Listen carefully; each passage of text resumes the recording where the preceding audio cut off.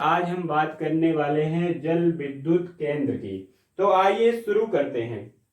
मेरे दोस्त मेरे भाई, आपको पता है कि मध्य प्रदेश में सब कुछ पढ़ना है, मध्य प्रदेश में कुछ भी नहीं छोड़ना है। तो शुरुआत करते हैं। हम आपको ये भी बता चुके हैं, बार बार मैं ये बात दोहराता हूं कि मध्य प्रदेश का मैप जो है, अगर मैं कहीं पर हाथ रखता हूं तो आपको पता होना चाहिए कि ये प्लेस कौन सा है। जैसे ये प्लेस मेरा देखिए खाली है, तो इस प्लेस पर मैं हाथ रखूं तो आपके दिमाग में ये फ्रेम बनना चाहिए कि ये खाली जगह पर कौन सा जिला आएगा। अगर ऊपर रखता हूं तो कौन सा जिला आएगा, पश्चिम में रखता हूं तो कौन सा जिला आएगा, पूर्व में रखता हूं तो कौन सा जिला आएगा, दक्षिण में आता हूं तो कौन सा जिला आएगा। ये सब बातें आपको पता होना चाहिए।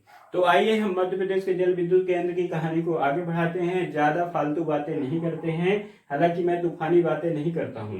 तो हम ऊपर से शुरुआत करते हैं, यानी हम नॉर्थ से यानी उत्तर से शुरू करते हैं और जल विद्युत परियोजनाओं को हम पढ़ते हैं। या फिर यूं कहें कि हम पहले जल विद्युत केंद्र की बात कर लें। तो चलिए हम जल विद्युत केंद्र की ही बातें कर लेते हैं। तो जल विद्युत केंद्र की बातें शुरू करने से पहले मुझे नॉर्थ में नहीं जाना पड़ेगा, मुझे फिर कहाँ जाना पड़ेगा, पूर्व में जाना पड़ेगा। क्योंकि पूर्व में एक आपका जो जिला है शहडोल, शहडोल बहुत प्रसिद्ध है। शहडोल में जो एक परियोजनाएं चलती है उस परियोजना का क्या नाम है, बाणसागर जल विद्युत केंद्र। बाणसागर जल विद्युत केंद्र यह प्रमुख परियोजना है। अब इस परियोजना के बारे में आपको यह जानना है कि यह जो परियोजना है सन कब स्थापित हुई थी, 1994 से लेके 1995 तक, यानी 1994 से लेके 94 से लेके मेरे दोस्त मेरे भाई 1994 से लेके 1995 तक ये परियोजना स्थापित हुई थी। और जो इसकी क्षमता है वो 435 मेगावाट की है। 435 मेगावाट की जल विद्युत क्षमता है। अब ये जो क्षमता है 435 मेगावाट की, वो एमपी, यूपी और बिहार, तीन राज्य हैं, मध्य प्रदेश, उत्तर प्रदेश और बिहार राज्य को यह परियोजना जाती है। और ये किस नदी पर है ये आपको कमेंट में बताना है। मेरे दोस्त मेरे भाई, जितनी परियोजनाएं हैं लगभग मैं किसी भी परियोजनाओं में आपको नदी का नाम नहीं बताने वाला हूं, क्योंकि नदी मैंने अलग से पढ़ा दिया है और वहां पर हमने बात भी कर ली है। बाणसागर परियोजना वैसे बहुत प्रसिद्ध है, आप सबको पता होना चाहिए कि यह किस नदी पर है ना। तो बाणसागर परियोजना शहडोल पर है। 1994-95 में इसकी परियोजना की स्थापना हुई थी और 435 मेगावाट इसकी क्या है, उत्पादन क्षमता है। ये चीजें खत्म हुई तो इसको हमने क्या किया, साफ कर दिया। जो जो होता जाएगा हम उसको साफ करते जाएंगे। देखिए कितने जिले बने हुए हैं, कितना बहुमूल्य टॉपिक है, कितना बहुमूल्य प्रदर्शन किया गया है इसमें। आप शायद इसकी कीमत ना समझे मेरे दोस्त मेरे भाई, लेकिन एक समय जब आएगा, जब परीक्षा नजदीक आएगी, तब इसी को आप ढूंढ कर पढ़ेंगे, तब आपका दोस्त आपका भाई आपके काम आएगा। तब भी काम आएगा, अब भी काम आएगा। तो मेरे दोस्त मेरे भाई अभी से पढ़िए, इन चीजों को पढ़ते रहिए और देखते रहिए नमस्ते गुरुजी क्लासेस श्री का। ठीक है, चीजें थोड़ा सा लंबी हो जाती हैं, बोरिंग हो जाती हैं, क्योंकि आप मन से पढ़ते नहीं। लेकिन जिस दिन आप मन से पढ़ेंगे उस दिन आपको अच्छा भी लगने लगेगा। और हम जो बाणसागर की बात कर चुके हैं, प्रमुख जल विद्युत केंद्र था। उसके बाद हम आते हैं जबलपुर के पास। देखिए यहाँ पर जबलपुर लिखा दिखाई दे रहा है। तो जबलपुर में एक परियोजना चलती है जिसका नाम है बरगी जल विद्युत केंद्र।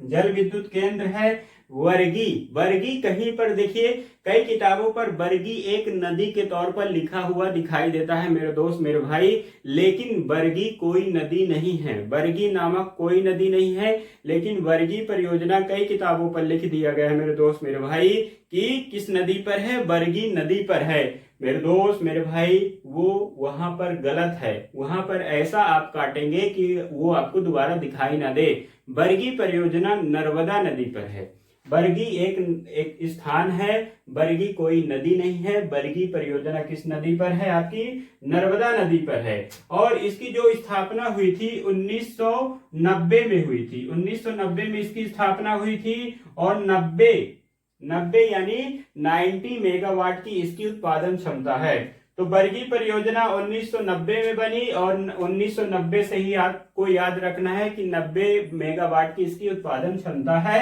और बरगी नामक मेरे दोस्त मेरे भाई कोई नदी नहीं है। ठीक है, एक बात आपको ये भी क्लियर होना चाहिए। कई किताबों में लिखा मिल जाएगा आपको कि बरगी एक नदी है, लेकिन बरगी कोई भी नदी नहीं है।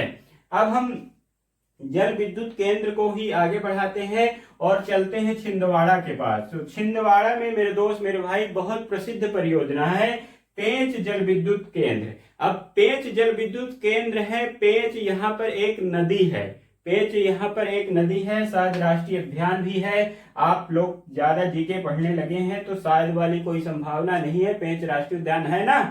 तो यहाँ पर पेंच जल विद्युत केंद्र भी है छिंदवाड़ा में और पेंच नदी भी है। तो इसलिए पेंच जल विद्युत केंद्र किस नदी पर है? पेंच नदी पर है। इसके अलावा इसकी जो स्थापना है छिंदवाड़ा के उपास है, 1986 में यह बना था, 1986 में बना है। और यह पेंच जो नदी है मध्य प्रदेश से निकल के किस में जाती है?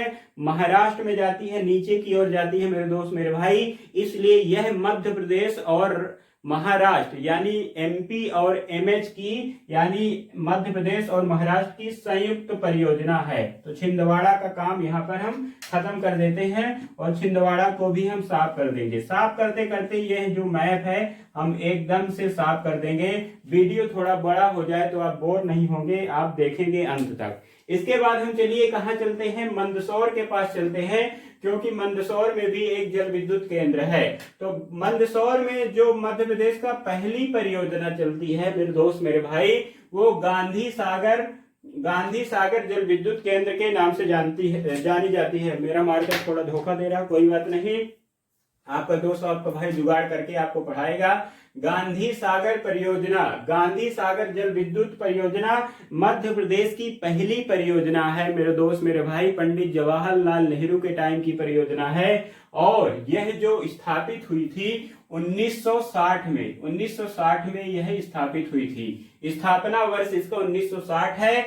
स्थान है भानपुरा नामक एक स्थान है और यह मंदसौर में पड़ता है, मंदसौर में पड़ता है। यहाँ पे आप राजस्थान में मत चले जाइएगा मेरे दोस्त मेरे भाई, यहाँ पर नहीं है, ये मंदसौर पर है, यहाँ पर मैंने लिखा हुआ है। इसकी जो क्षमता है 115 मेगावाट है, 115 मेगावाट की क्षमता है।